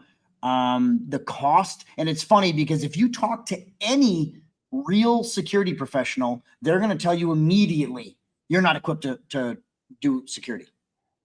That doesn't mean just send it away. That means work with channel partners. And again, in no specific order on this, we got SpearTip, Total, Highwire Networks, Citricom, ConnectWise, Kaseya. There's a ton of them that are out there. Sorry if I'm leaving anybody out. It's not intentional. Those are the ones that come to our show. What was that? Sophos. Yeah, Sophos. I mean, yeah, there's a million of them out there. They're all great, and they're channel only. Almost specifically, there are a ton of really good ones. But I 100% agree with that. I do agree with what Jason said here. Got to have a PSA for ticket times and contract profitability. That's a higher end PSA. I would agree with that. Totally agree with that. Okay, and I think we got all of our questions addressed here. Now, something else I want to say here, specifically about co-managed IT. Now, Coleman just mentioned this here. This is the biggest opportunity that the MSP industry has in front of it moving forward. And when I say this, it's really key. If you think about who could we not go into 5 years ago? Anybody with in-house IT, right? And we could go into them, but they were battling with us. We were a threat to them. They didn't want to bring in IT. They didn't want to bring in managed services because we could potentially take their job. They absolutely have to have cybersecurity solutions as a service now to keep their jobs. And the 100 and up, probably I'm going to say 100 to 500 market, maybe even the 100 to 1,000 user market is your best chance to go up market using all the stuff that we're talking about here, because those IT guys need security more than ever. And the best tools in the world are in the MSP industry right now, and they're channel only. Period. Because these guys are like, I'm just going to throw this tool on and I'll be fine. And then they realize how big of a hole they have. So your opportunity to go upstream to the mid-market is better than it's ever been. There's so much money being left on the table. We got guys charging $200 a seat for co-managed, not dealing with any on-site. Cindy, you see a bunch of this in our high-level mastermind in our 7-figure MSP program is called Trailblazers, and Cindy runs the business mastery version of that. So you run with the high-level operations guys. What do you see there? Oh, we totally see. Well, I'll just be very frank. It's easier to sell big than to sell small. And the only thing that holds business owners back from going after 200, 400 seat opportunities is that they haven't done it. You know what happens when you go after bigger organizations? They actually have process to support the acquisition of co-managed stuff. Now, one of the things, Chris, that's kind of a thread or a question in here, does co-managed IT work all the time? Yeah, it does. Is it always the best? Maybe yes, maybe no. It depends on the situation. Is every co-managed deal the same? It depends on the situation. But you know what happens when you do co-managed? When you do co-managed, they're more than willing to pay for a cybersecurity risk assessment to understand what their security gaps are. Crazy. And they're usually mandated in some capacity to do that, actually. Yeah. Exactly. Here's another question. Steve, this is a phenomenal question. And I will tell you, Steve said here, as we move forward, the trend is being serverless. Do you find the services like SharePoint, Online, Intune, blah, blah, blah, are taking a piece of what we could have had with MSPs in the past? I'll give you a great example. My company, 7-figure MSP, is our product. Actually, the Wiser agency is our corporate entity. We are 100% serverless. We are 100% online, or sorry, SharePoint Online, Intune, Azure Directory. I have an MSP that manages all of that for me, top to bottom. So as far as I'm concerned, I don't want to deal with it. I also don't want to have somebody internally, and I'm 40 people. I don't want to deal with any of that. So I have an MSP that manages it all for me. So by the way, I absolutely embrace it. What was that? By the way, I love them. You wouldn't believe this. Yeah, they do a great job. He's actually client 1. His name is Bart. He's client 0 actually in 7-figure, so that's why he gets the business. But I would 100% encourage that. There's no reason, like I don't need a server. We use all that stuff. We are a 100% virtual company. I embrace that. I love it. I can work from anywhere. I can do anything anywhere, period. And it works really, really well. Okay. Cindy, look at you got a bunch of fans today. This is not fair. Not one person that said Chris is amazing. This is not fair, guys. Hey, listen, let's do that calculation. Okay, take your number of endpoints, divide by 2, multiply by 100. You got 1,000 endpoints. You got a $50,000 MRR upgrade goal. Okay. Hopefully that should just be what you have internally, and it's honestly it's a baseline. And the reason Cindy brings that up, as people come into our coaching program, our 7-figure MSP elite coaching program, the first thing you do is you come online and do an onboarding call with me. And then day 2, you go on with Cindy. And Cindy goes through your book of business with you, and she sets an upgrade goal for you. That's exactly what she just did there is what we do. And our goal is to do that between your first 90 days and 180 days. So your first 3 to 6 months in our coaching program, that's your upgrade goal. That's where we should get you in our, if you do the stuff in our program within the first 90 to 180 days, that's where you should land. Right. You got to give me permission to be highly directive though, because I'm going to tell you what you need to do.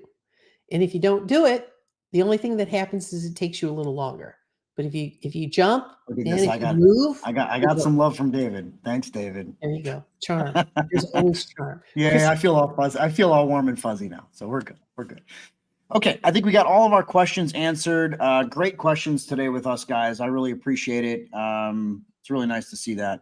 And somebody just said here, will you be sharing the webinar recording? We'll be sharing the recording, but we will not be sharing the slides. Okay, so you could pause it though on the recording page, so you'll get that all sent out to you guys tomorrow.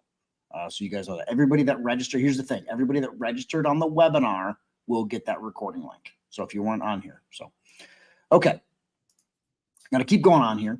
So most MSPs tell me, they come to me and they say, Cindy, I know you hear this too. I know how to sell. My close rate's 100%.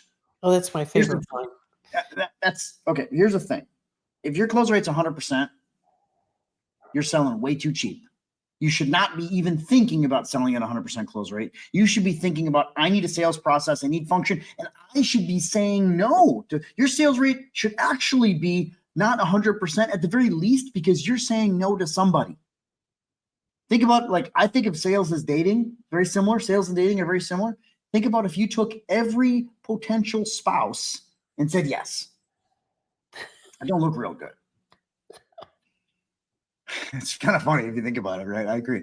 So what a process does and what our coaching program does is it's an accelerant, but it also gives you structure and confidence. And one important key to success is self-confidence. An important key to self-confidence is preparation and a process. And that structure that we give you in our coaching program creates that self-confidence, and that self-confidence closes deals. That structure that I know what to do. I know exactly this process.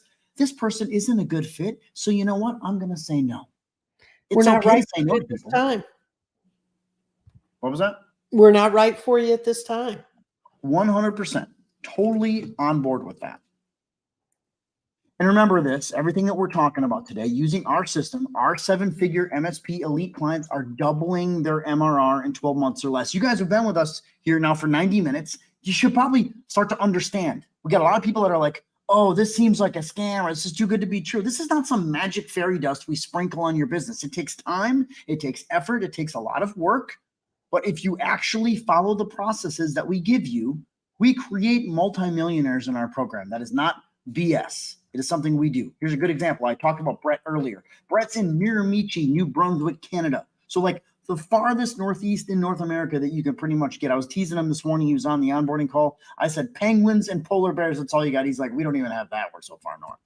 So he started out with 600 endpoints and 22K of MRR. Said this morning, currently has 450 endpoints at 105K of MRR. Cindy, let's do your math on that one. Oh, yeah. So he's got my handy dandy calculator here. So he's got 105,000 divided by 450 endpoints. He's at $233 an endpoint Canadian in New Brunswick, guys. He's got 18,000 people in his town. If he can do it there, and it's taken, now I'm not going to say that he did this overnight. This took him some time. He said this morning, I'm still working on it. I'm fighting my own head trash is what he told me this morning, specifically said that. Mark Enzor, Tucson, Arizona, started our elite program October 2021, $98,000 in MRR, currently at $178,000 in a good old boys town that can't be sold in Tucson, Arizona. Danny Taylor, also in Canada, in Brandon, Manitoba, started from zero, had a break-fix computer shop. I don't know, I haven't talked to Danny a little bit, but I think he's over 35K now in MRR, but all 3- and 4-year deals focusing on public service industry. I think he's focusing on like cities and towns and municipalities, right, Correct. Cindy? Correct. Yep. Yeah. Here's another one. Greg Bledsoe in Houston, Texas, here in the United States. Started our elite program about 2 years ago, just over 2 years ago, 2.5, I guess now. 45K MRR, currently $189,000 in MRR. Greg's still crushing it. Just saw his son got married as well, Greg Jr. So congrats, Greg Jr., if you're watching. Dan DeFay in Alabama, guys, Southern Alabama. This is hard to do. $32,000 in MRR 2 years ago, currently $155,000 in MRR, and just built an amazing partnership. So let's talk about what the right community can do for your business and for you as an owner. Our 7-figure MSP Inner Circle Elite program. This is a complete sales and marketing program that helps take your business to 7 figures and beyond. So 7-figure years, 7-figure quarters, 7-figure months, 7-figure deals. That's the whole concept that we want you going on. Here's all the things that are included in this program. Sales and marketing coaching.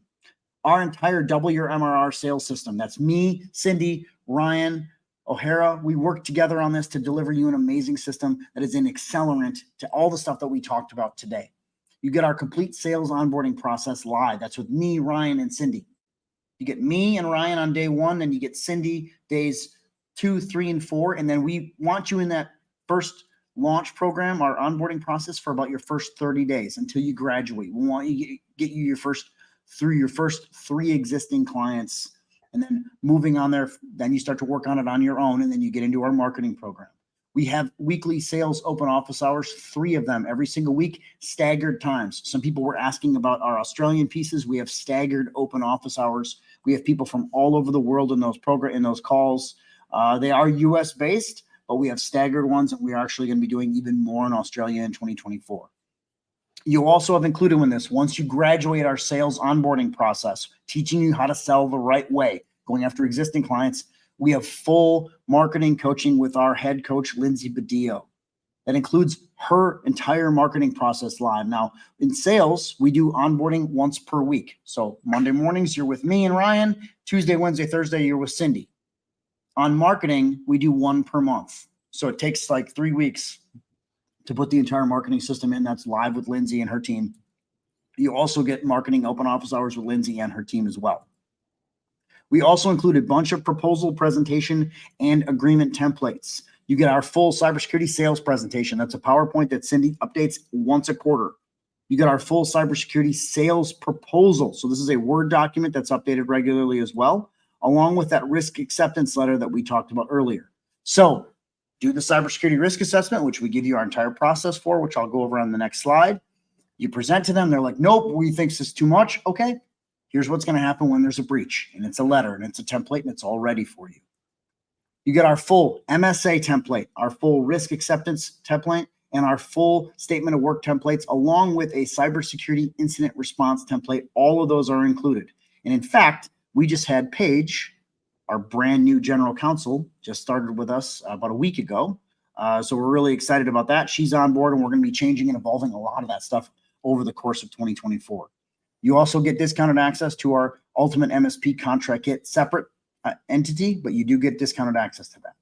We have all these different pieces, our entire 7-figure MSP risk assessment system, and multiple risk assessment tools are included with this program as well. So we teach you how to do the risk assessments, and then we give you the tools to get you started. Really important stuff. You also get our full MSP CRM, tons of marketing campaigns, client newsletter, website, all these different things included with the program, along with a ton of vendor discounts and offers, over $25,000 in monthly savings all included, along with VIP seatings at our live event. Remember, I talked about the Phoenix event that's coming up here soon. So Chris, what is the next step? You guys saw all the stuff that's included. It's going to fly through that because there's a stack of stuff there, about 15K of monthly stuff included with that. But one question I have, are you qualified? And this is a big factor. So we will work with you if you are a brand new MSP starting out, but we do have a 0 to 10K program that we launch you into. So you're not a fit for elite, but we'll get you there to help you get started, and we give you coaching and some of that stuff there. But you do need to be a MSP or a break fix shop.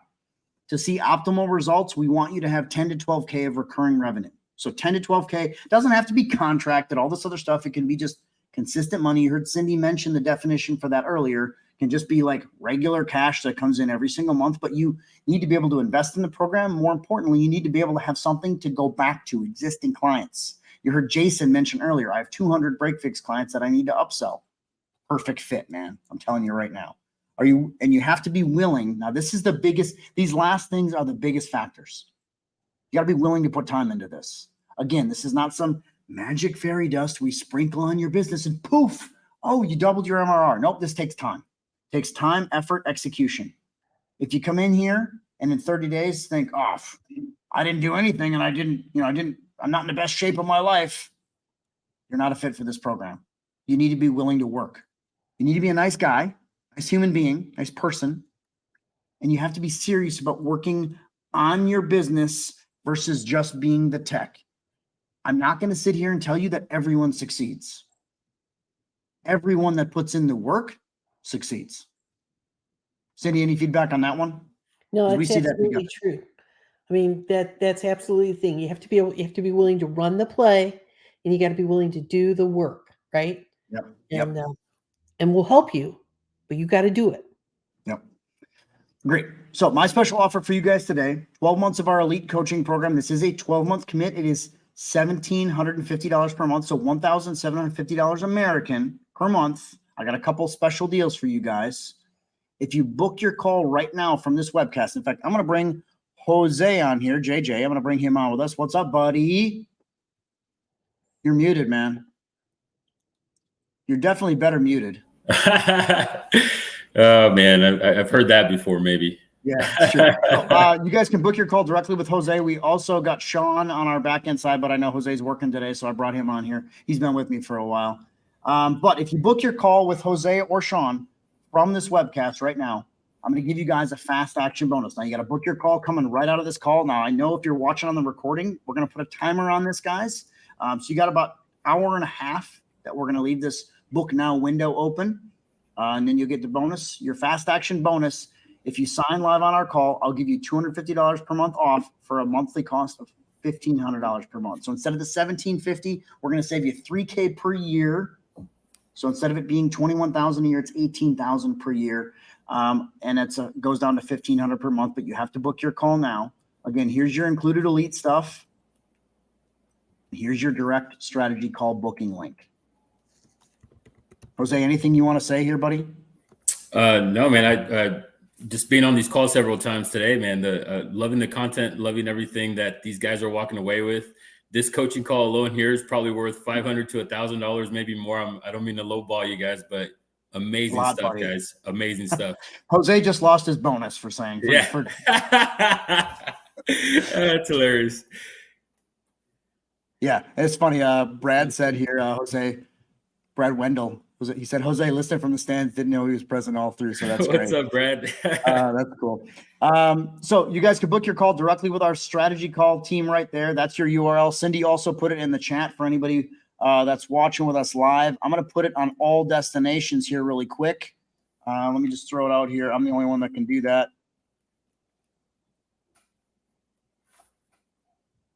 There you go. Let me make sure I got that right. Yep, there you go. So that's going across everybody's channels for YouTube, Facebook, LinkedIn. That's hitting everybody with us.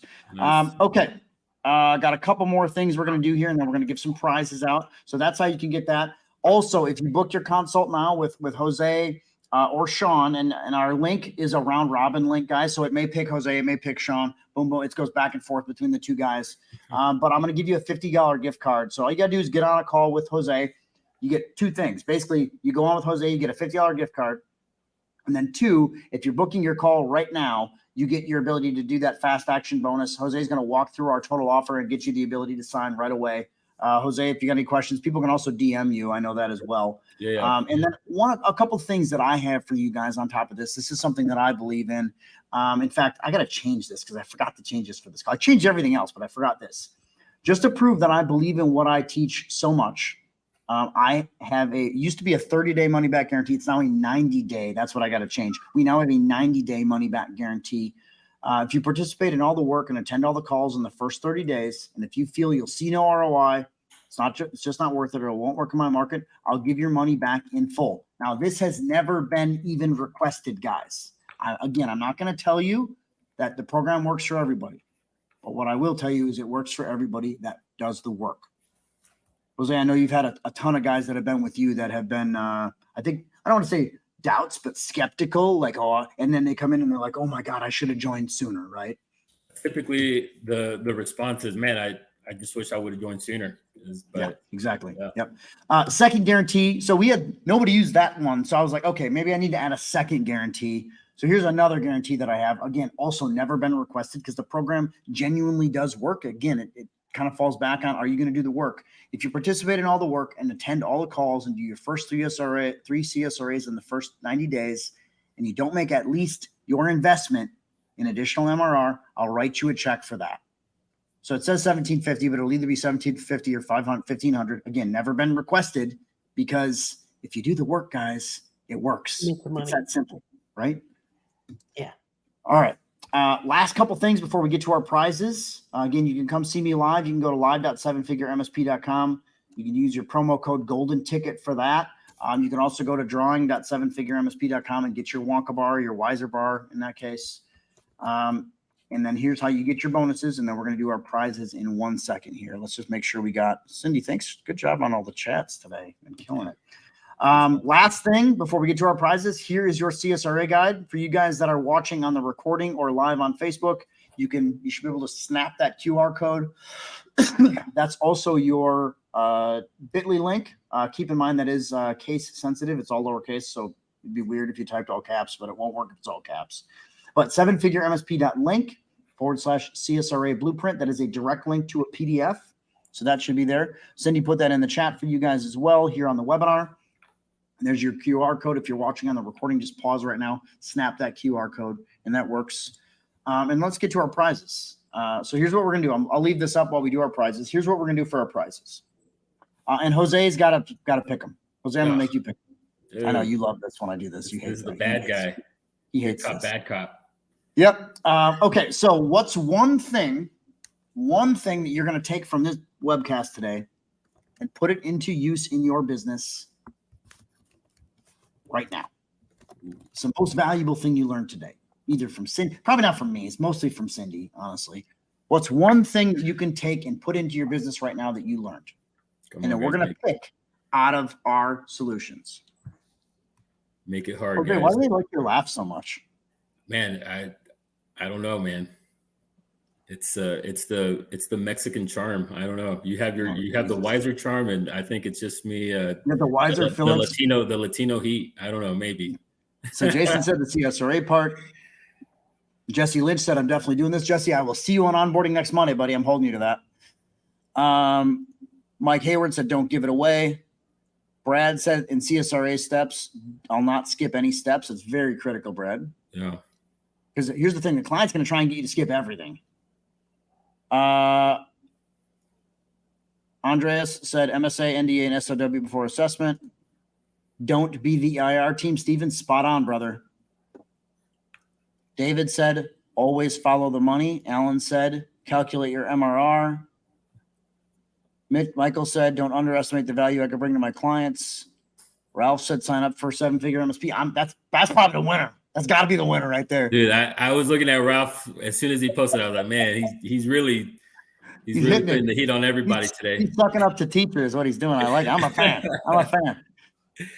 Dan Webb said, ask the right questions. Alicia said, I'll have those uncomfortable conversations with my clients. That's a really good one, Alicia. I like that. Yeah.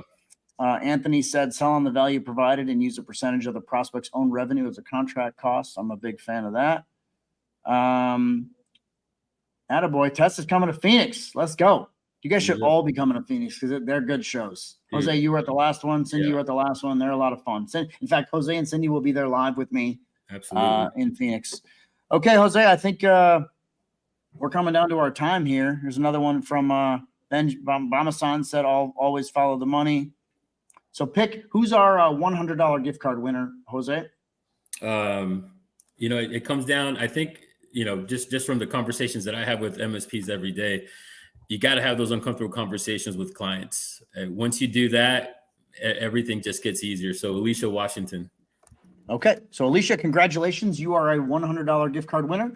Do me a favor and put in the live chat with us here, the StreamYard chat, your corporate email address that you signed up with. Jose is going to write that down and get it over to our team. They'll get you your gift card. So congratulations, Alicia. Please write that down. $100 gift card winner, Alicia Washington. And Chris, what was the amount on this one? That is $100 for Alicia. Got more messages coming in here. Just engage an MSP-focused law firm to help us write an MSA and SOW template. That's good. Mike, glad to have you here as well. There's Alicia. Alicia, do me a favor. Please put your corporate email in the chat. All right. And who's our $250 gift card winner? Oh, man. My heart wants to go with Ralph for getting everybody to want to join Seven Figure MSP, but I'm going to go with, let's see. Don't underestimate the value that you can bring to your customers. So don't question yourself. That's Michael Radu. Michael Radu. Okay. Good job, brother. You are a $250 gift card winner from Seven Figure MSP. What Jose doesn't know is that comes out of his bonus too. So, yeah, hey, not my problem. It's not all my right, problem. guys. I'm the winner. Anything I could do to support the MSP community, guys. Hopefully That's you came great. in All with right. some Wonka bars, man. We can make it up with Wonka bars. They're Wiser bars. Or Stop Wiser calling them bars. Wonka bars. Damn, already messing up. All right. So Alicia, we got your email. There we go. So please, Jose, you got that? Michael Radu, please do me a favor. Put your corporate email in the chat. Jose is going to get that for you. MacronTechnologies.com. And I like this. Jose's taking one for the team. Jose's actually buying dinner for everybody in Phoenix. So And it make just sure you gets guys better show and up for better, that. man. You had such a good Q4, man. I think you have to do that. God. At least buy me a drink. How about Yeah, that? absolutely, man.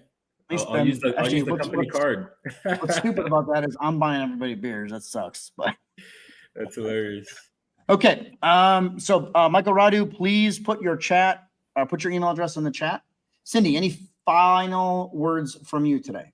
No, it was a great thing. I want to thank everybody for being so interactive in the chat. This was like one of the most lively groups Really good ever. And it really, really warms my heart. It makes me feel like we're really connecting. So I really appreciate that. Yeah. Jose? Yeah, You'll see Michael's email in there. Oh, yeah. The question about the $50 gift cards, those go to you when you book your call. So make sure your call is booked, and Jose will make sure, the team will make sure you get that, guys. That's how you get your $50 gift card, is you book your call. Let me bounce back really quick on that. And that's where you book your call to get your $50 gift card. Okay. But you do have to complete the call. And Jesse just said he did not win, but here's the deal, Jesse. You won in life. There you go. I'm such a smart ass. I'm going to get smacked. I love it. Okay. My name's Chris Weiser for Cindy Phillips and for Jose Harmula. Good to see you guys. Thanks so much for being with us. Hope you enjoyed today. We'll see you next. Oh, by the way, next Thursday, Cindy and I are going to be back for an AMA that's going to be broadcast anywhere. This is going to be a Teams Ask Me Anywhere. Everybody that was on with us today, we are going to send you invites out for that. So we'll have you, we're going to be on with that. We're going to take in your calls live, which means we're going to bring you on the screen and take your questions live. Chris and Cindy doing a live Ask Me Anything next week, Thursday. We'll get you invites out for that. Really excited about that one as well. So, all right, for Cindy Phillips, my name is Chris Weiser. We'll see you guys soon. Bye-bye. Bye.